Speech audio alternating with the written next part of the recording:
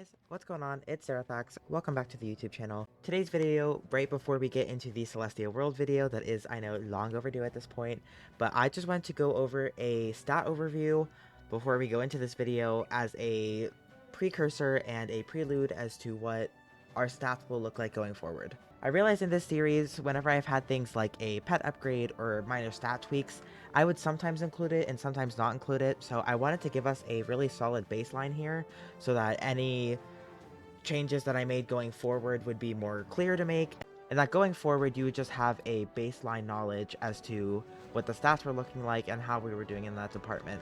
So as you know, in my last video I went on a pretty long tangent about how I disliked the farming system and the pity system in Celestia with the atavistic gear. How it made no sense, it was really inconsistent with like Wallaroo with what they did and all that stuff. And I ended the video with 20 out of 40 of the big Salgio defeats, and I was very frustrated with that. So I'm happy to say, not happy, I'm proud to say that because I'm an Aries and because I'm very stubborn, that I have managed to defeat Big Salgio 40 times by myself, completely solo. And you might have seen it while I was clicking to this. I also did the Praetor Mako fight, which would award me the atavistic balance athame, right?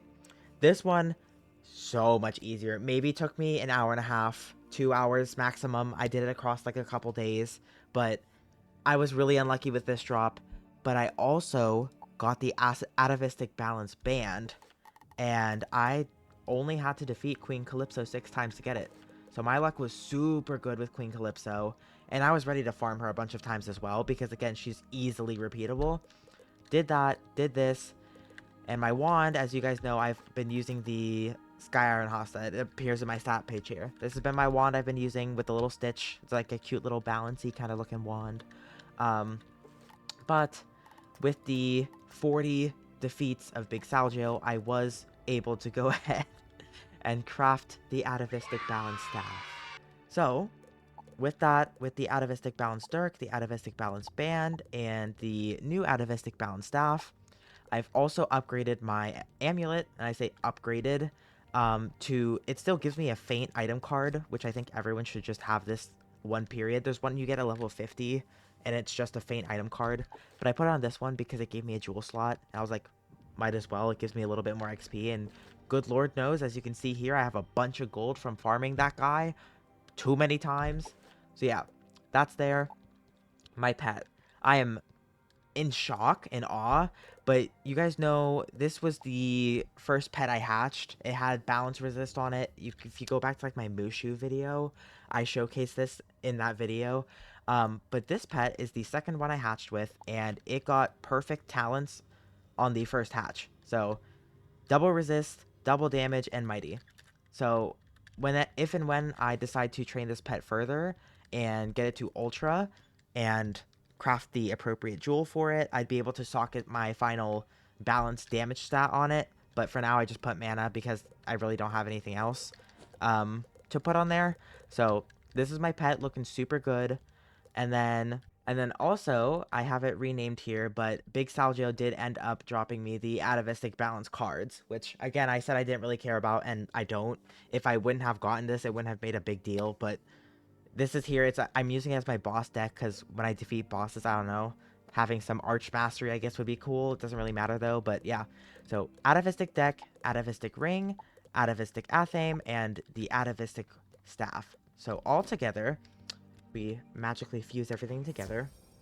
My stats are a whopping 89 balance damage and 44 flat resistance across the board, which is insane. This resist value would go down if I got the atavistic balance shoes, but I am not solo farming Mithraya 45 times after doing Big Salgio.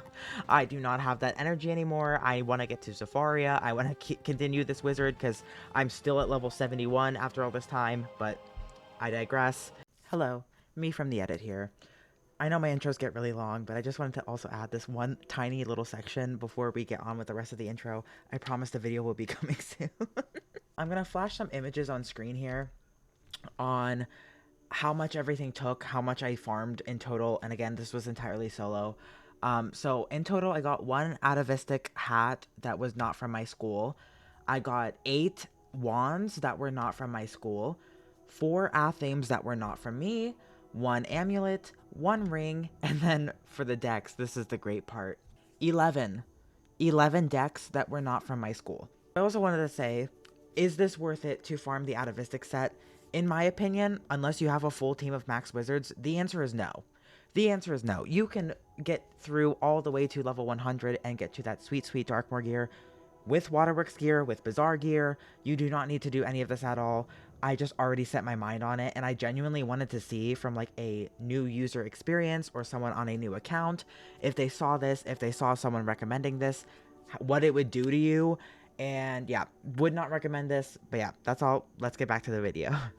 Unfortunately, no accuracy, because none of my gear here will give me accuracy until the Darkmoor gear. But again, balance has 85% accuracy, so it's not that bad. And then crit is 178, and the atavistic balance staff helps a lot with that. 178 crit, 97 block, 4 pierce, and then 92 power pip, which is a lot, like actually insane. So yeah, those are the stats in its totality. I just wanted to quickly go over that and like get everything squared away with how my stats were looking before we go into Zafaria for my next episode. But yeah, sit back, relax, enjoy the Celestia video, and I'll see you soon. You enter through the spiral door to Celestia, and I want to take a brief moment to appreciate its beauty. I think Celestia often gets overlooked in that aspect, but yeah, really beautiful world, 10 out of 10, would recommend. You walk down from the spiral door and meet with Edith Benchley, who is an engineer here and is going to end up being our point of contact for all of our future endeavors in Celestia. Edith then goes on to tell you your main objective in Celestia. The leader of their expedition, Thurston Plunkett, has been long missing since before the crustaceans attacked, but he believed that if you repaired the Grand Astrolabe, you'd be able to learn about all of Celestia's magic. Celestia's magic includes that of the sun, star, and moon, and to get those you need to access the Stellarium, Lunarium, and Solarium.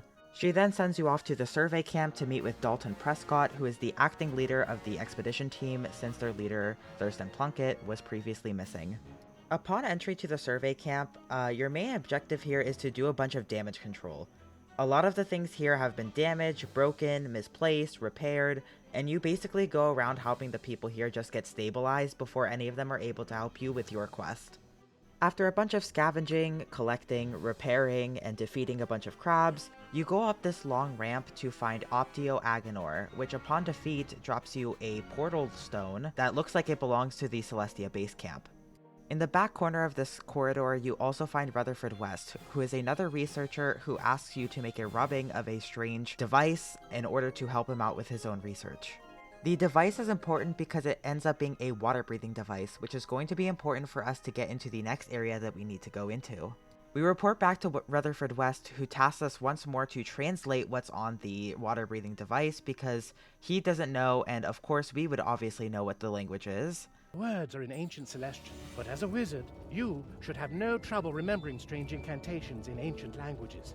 Upon the activation of the water device, which is how this game justifies you being able to breathe underwater in Celestia, you report back to Dalton Prescott, who then sends you to go into the Grotto to meet with another researcher that got lost. You go to the Grotto to meet with Rupert Fleming, only to realize he has been locked in a cage. A very nimble and weak-looking one, but instead of attempting to free him, he tells you that he enjoyed being locked up in a cage because he was able to first-hand study the creatures and the environments down underwater. I don't know, this guy's a freak, bro. In case I haven't mentioned it yet, the portal pieces you've been finding along the way are pieces to the Stellarium, one of the dungeons that houses the secrets to Celestia's magic, as I mentioned earlier. And in this cave you're seeing in the background now, houses the second of the portal pieces that you've picked up along the way. The final portal piece is being housed in this coral castle, which is guarded by this starfish gate. However, after feeding it algae and it just disappears, you go inside and have a showdown to collect the final portal piece. You finally return to the surface and meet back with Dalton Prescott, who then tells you to go check in with Edith Benchley in the Celestia base camp. With all of the portal pieces in hand, you go and repair the portal, and then she tells you that you are now ready to enter the District of the Stars. The entire point of you being in the District of the Stars is to help out Thornton Lewis, who is one of the explorers that is down here, and also to help power up and learn the secrets of the Stellarium, which would give you access to Celestia's star magic. One of the highlights of this area, and who I think has a very interesting design in this game, is the Archivist. I am the Archivist, a construct to aid research in the Astral Archive. Based on the nature of your request, the stations are Eventually, you get to head into the Solarium, and upon entry, you get to learn any astral magic that you want. I didn't do that because they were all kind of doo-doo cheeks, but you have a preliminary fight with this dude named Unimatus, who's supposed to be a protector, and he tells you to abandon your mission because you are too stupid to solve the puzzle that he has in place for you. You have defeated me, but we guarded the gateway well. Though you can manipulate the pedestals and orient the flux panel, such cleverness is beyond your human function. Do not waste your time attempting this challenge. Accept your limits with dignity. The challenging puzzle in question is to reorient these flux panels and make sure all of them connect with each other so that the energy can properly flow through them. You then proceed to have an epic duel against Selwyn Skywatcher, who, only upon his second defeat, because he's already a ghost, but I don't know, you defeat him again, and then he surrenders the Star of Celestia. You place the Star of Celestia into the Grand Astrolabe in the base camp, which allows access for you and anyone else to learn star magic at this point. You report back to Edith Benchley, who is proud to announce that you are a third of the way done with Celestia, but tells you there's a lot more to be done. She then tasks you to meet with Pierce Stanson, who is on the surface and also needs your help. The entirety of the floating land can be summed up into you help Pierce Stanson, who then goes on to help the water moles, who then goes on to help this floating waterfall person face looking dude, who then tells you where the missing peoples are, you collect the submarine parts, and then you're all done. You needed these submarine parts because that is how you'll be able to travel to the next place, which is the Stormriven. I don't know why, but I really hate Stormriven when I get to Celestia, so I'm just gonna really shorten this area so that I don't have to look at it while I'm editing this. You're still on the prowl to recover pieces of this broken portal stone to help you gain access to the Lunarium, which is the second area to recover Celestia's magic, and in the process you help this guy, Karolak Nightspinner, recover his Shadow Medallion that restores all of his power, and then he turns on you and wants to defeat you. Upon his defeat, he drops the second of the pieces of the portal stone, and you report back to Leland Hawkins, who tells you that the third piece is with somebody in the Stormriven Hall, who is another one of the Morgantine soldiers, but is willing to help you out here. Your point of contact here, Vasek Shadowspite, tells you that one of the portal stones was lost to a Storm Titan, who, in order to get into his lair, you need to recover 3 Storm Gem pieces. You recover the gem successfully, enter his lair, and upon his defeat in battle, he does indeed drop the final piece to the Lunarium, however, it is cracked. You repair the broken piece by consulting with the Archivist back in the District of the Stars, but it's honestly a really long quest, so yeah, I'm gonna do you a favor and skip that out here. The Lunarium dungeon has you going through and killing these guards in the beginning. There's about 3 of them before you actually enter the final place.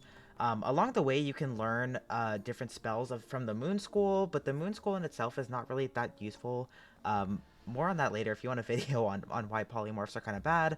But then you enter this place, which looks gorgeous. You have a fight with Selenor, who is guarding the Moon Relic, and upon his defeat, you are able to take said Moon Relic and reinstall it into the Astrolabe in the Celestia base camp. You once again meet back with Edith Benchley in the base camp, who tells you it's time to enter the Science Center, which she has no prior obligation to send you there other than they need help and you seem useful. I wish it wasn't reduced to just this because I honestly really like the layout of the Science Center, but your only mission here is to, as Edith Benchley said, help around. You set up a few of these defensive electro fields to help keep out the invading mecha army, but eventually it leads you into fighting Maglump, who has one of the pieces of the Solarium, which is the final place that you need to go to. You successfully repair the Solarium portal in the Celestia base camp and report back to Edith Benchley, who's like, alright, this is our chance, now we can go ahead and explore it, only for you to explore the area past the portal and enter the Crustacean Empire. You meet with Nestor, who is outside of the Emperor's retreat in this area, who has a bunch of preliminary tasks for you to basically prove your allegiance and your strength, and only then are you able to finally meet with Thurston Plunkett, who is the reason that you came to Celestia in the first place. Her name has been mentioned around here and there, but it is first with Plunkett that he informs you that there's probably a more sinister and darker force at play here in Celestia, and that the evil Queen Morganth has been behind the destruction here in Celestia. The Emperor then tasks you to go meet with one of these senators to see what more can be done to help around. A couple quests later and you meet back with Plunkett, who tells you that you need to enter the Barbican, which is the capital of the Crustacean Empire, as that is where the entrance to the Solarium is. You go to the Barbican only to realize it is now occupied by the undead, and after defeating one of them, you meet up with their leader, who tells you that he's willing to help you in exchange for some help of your own. A couple more fighting battles and errands later, and you return back to Lieutenant Defoe, who tells you that he spoke with the captain of the ship, Queen Calypso, and that she is also willing to help you, but only if you best her in combat first. You defeat the talking head attached to a ship, and she tells you that if you want to gain her trust further, that you have to recover a piece of the treasure that the Lothians had stolen from her a while ago. You recover the treasure, which was hidden less than 5 feet away from where all of them were stationed, and return back to her, and she hands you a key to the Barbican, finally. One final task she gives you is that inside of the Barbican with the keys that she just gave you, you will find Praetor Mako, who is known for his treachery and acts of misfortune. In a not-so-epic duel to the showdown, he drops a piece of the Solarium portal in his defeat. You return back to Plunkett with the good news, who gives you the go-ahead to go back to the Celestia base camp and install the portal piece. It is then finally time to enter the Chancel, or the dungeon where the Solarium is hosted. Upon entry to the dungeon, you have to do a bunch of preliminary tasks. You have to defeat these sharks in the beginning to get some information, activate these sun portal stones to put down the gate that is blocking you from going further, and defeat these protectors outside of it. You then have to defeat these 3 shark lieutenants who all look the exact same, so don't worry if you get confused here, yeah, I am too. You then head to Big Salgio's platform, who, yes, drops the atavistic balance staff and deck that I've been farming for, but also has this really cool cutscene that I will let play out now. What's the matter? You'd be thinking you could come into my place of business and hassle me? Come and get some of this! I should have known Ambrose was too much a coward to face me himself. But I would have never suspected he would send a child. I have crossed the seas of centuries to claim what is rightfully mine. Turned this ridiculous crab empire against itself. You cannot keep Celestia's magic from me. Now destroy this little wizard, my pet.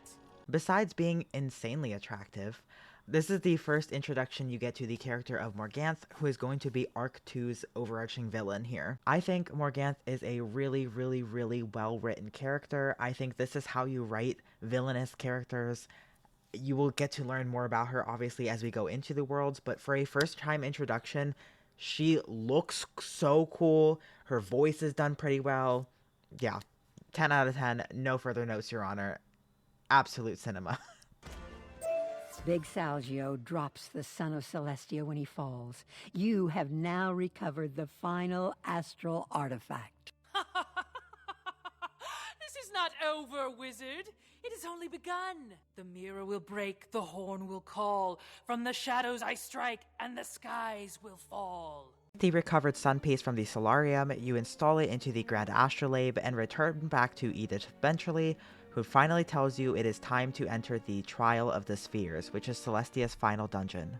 The start of the Trial of Spheres has you going through 3 separate puzzles, which upon first completion is really cool, but because I've done this on a bunch of wizards, it just seems mindless at this point, but they really are kind of cool and they look really nice when you complete them. Completing those puzzles opens a portal where you have to fight Astraeus, who is the first star boss. The second phase, or trial, has you lining up the phases of the moon in the correct order, and only then will these platforms branch out where you're able to defeat these preliminary minion enemies and acquire a silver chest. In the silver chest, you will find a moon shield, which you have to place upon the Celestian statues, and only then will the final boss, Ptolemos, be accessible. The final trial is the most simple. You walk up to these sunbeams and redirect the light onto these crystals and open these sun chests, which you then place on these altars, and which opens the portal. Then have your final standoff fight against Mithraya, who, no pun intended, looks ethereal. Return in triumph to Edith Benchley, who then tells you to go meet with Halston Baelstrom, the Storm Professor in Ravenwood, who sent you to Celestia to begin with, and thus ends the entire questline of Celestia. As is customary, this is me turning in the final quest to Celestia and getting awarded the badges for it. Now, before you bombard the comments being like, That's not the final quest. The Spiral Geographic badge is not the final one you get for Celestia. there is one more quest in the form of the quest line from Ogden Peak, and the final one, Time for Tea, requires you to craft an entire set. So once I get the reagents to craft that, I can't just spawn them out of nowhere. Then I will complete it, and I will probably show it at the start or somewhere in my Zafaria video, which will be in the next one. Yeah, that is it for the Celestia World video. I know this one kind of took a little bit longer to get out, but that is because I spent so much time farming the atavistic gear sets that were in my intro. So yeah, so sorry about the delay, but those I would not be able to proceed with the stubbornness in my brain if I didn't do that, so you understand. In the next installment in the series, we will be on our way to Zafaria, which is one of my second favorite worlds in Arc 2, so be on the lookout for that, be excited for that. But yeah, if you enjoyed this video, please like, comment, share, subscribe, do anything you want with this video. It helps out a bunch. I love being able to create content for you guys, and I've been seeing a lot of you in the comments, like, interacting with me and stuff. It makes my day so much better, genuinely, so thank you again for all of that. Also just wanted to quickly say that my last video, which wasn't technically an addition to my balanced speedrun video, but was still like a rant video and going over the pity system in Celestia, is now my most viewed piece of media on my video side. I have a few shorts that have gotten a few traction, but those are shorts and those are easy to get views on, so thank you for the support on that. But yeah, I won't keep you here any longer. Thank you for hanging out with me today, and I will see you in the next one. Bye-bye!